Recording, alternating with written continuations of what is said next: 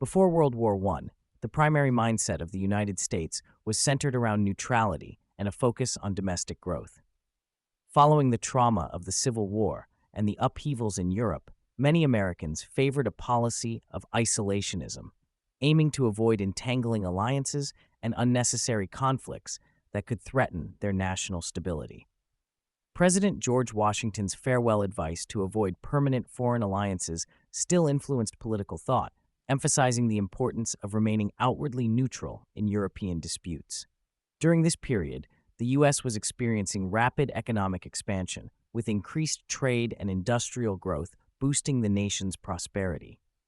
Americans were optimistic about their future, prioritizing internal development over overseas involvement. Though there was a sense of growing national pride and some interest in expanding influence, the public and government largely believed that America's strength lay in focusing on its own land and reinforcing its democratic ideals. However, as European nations grew more tense and engaged in alliances, militarism, and conflicts, some debated whether the U.S. should prepare for involvement.